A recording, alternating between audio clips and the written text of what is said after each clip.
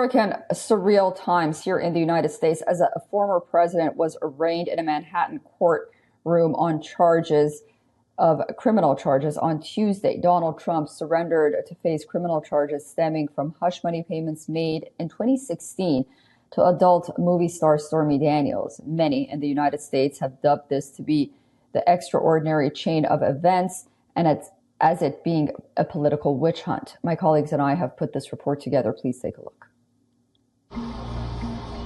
A defiant-looking Trump,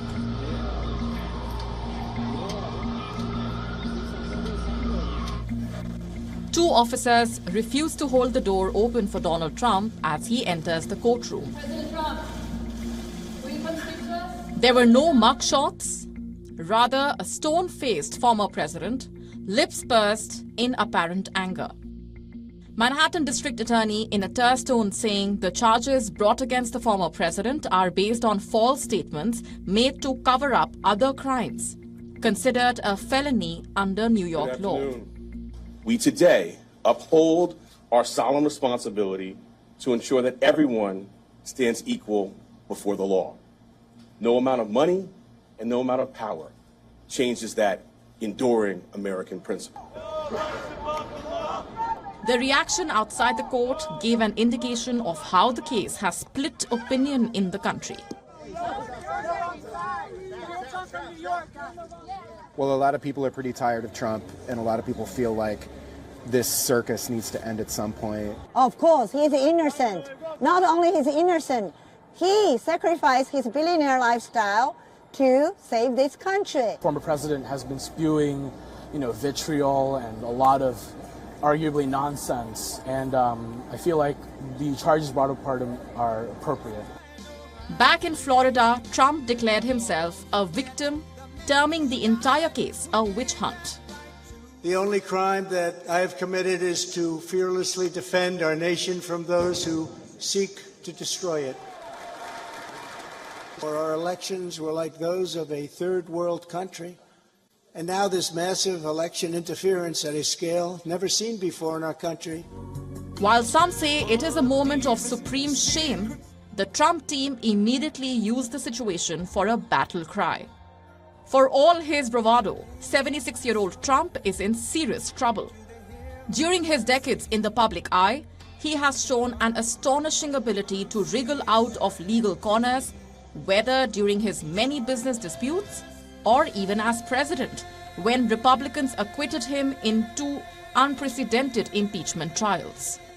The question is whether or not he'll be able to convince enough independent voters that he deserves another shot at the White House. A lot to ponder and a lot of questions left unanswered. But one thing is for sure, Donald Trump's lawyers have said that they are willing to fight to the very end. Susan Tehrani reporting from New York for WION World is One.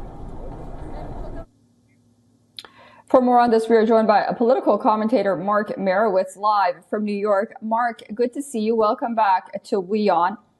Bragg's indictment fails to state a crime, not once, but 34 times. We waited time and again for him to come out and say what that secondary crime is, but we never heard about it. What are your thoughts about what happened yesterday?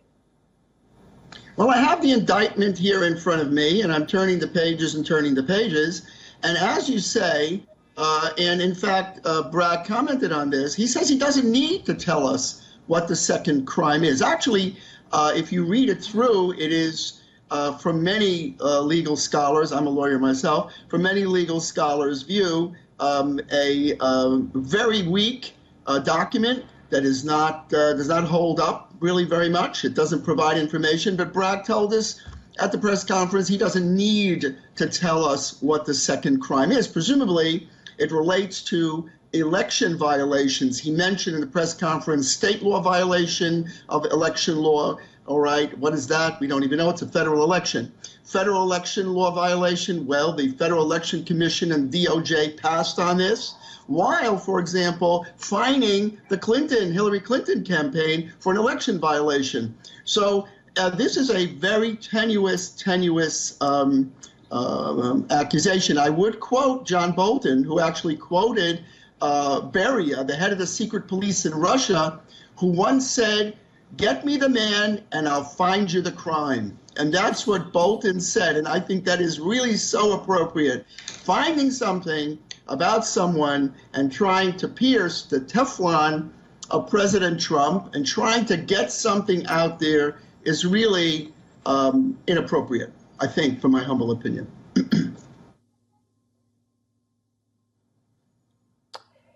You know, what's also interesting is whether or not we have to ponder if Alvin Bragg knows how to read a calendar, because every one of the 34 acts that Bragg charges as felonies happen after the 2016 election. So if we're talking about, you know, this was interference in elections and had people known, for example, that this hush money case happened, they would have voted for Hillary Clinton and Donald Trump wouldn't have been elected.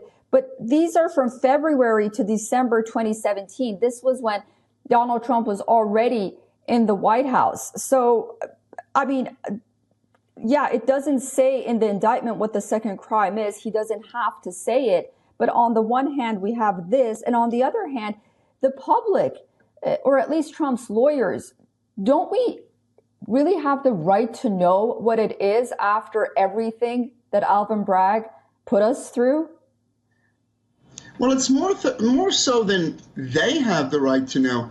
This is a former president. So I think in a country like the United States, the public is entitled to know. And actually a CNN poll I'm looking at, more than 70% of respondents thought that this was political, that this was a political targeting of a former president. In fact, Bragg actually campaigned repeatedly on the idea that he was going to find something about President Trump. And by the way, and here's another one, as a New Yorker, you surely know that Alvin Bragg came in and took all host of felonies and flipped them into misdemeanors. Here he's got a whole host of misdemeanors and he's making them into felonies.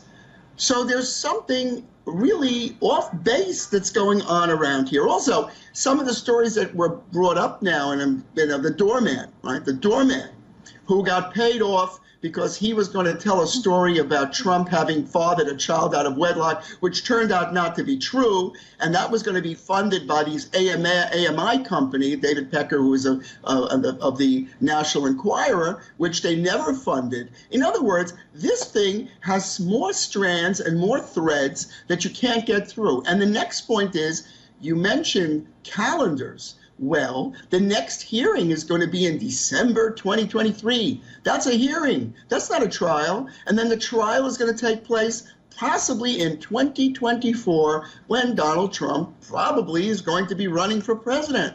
Is a judge going to hold a full trial of a former president who's a candidate for president in the middle of the primaries, in the middle of the election season? This thing is going to go on. And what's really wrong about it is it's distracting from all the other problems and issues which we are facing, not only as New Yorkers, but as Americans. We have so many issues and problems in the world, which your report also talked about. Those are the things we should be focusing on, not trying to find something. We have this game, Where's Waldo? You know, we try to find Waldo in this big picture. Let's find something here that we can pin on President Trump. And, you know, in terms of his behavior, and as some of the people you interviewed indicated, his behavior has not been highly laudable. But is it criminal? Is it a felony? That's a former president. And to have this spectacle in New York City of a former president of the United States being taken into a court and being arraigned for bookkeeping violations. I'm not saying it's right to do that, but there's got to be a high standard. This is what the Wall Street Journal said in its editorial. If you're going to arraign, you're going to arrest a former president, it has to be for something really, really important. And the American people, I don't think, will tolerate this complete show of shows here, this entertainment show that the Democratic Party is trying to put forward. I think at the end of the day, who are the losers? The American people. American people are losing here because we're not focusing on the things we need to focus on.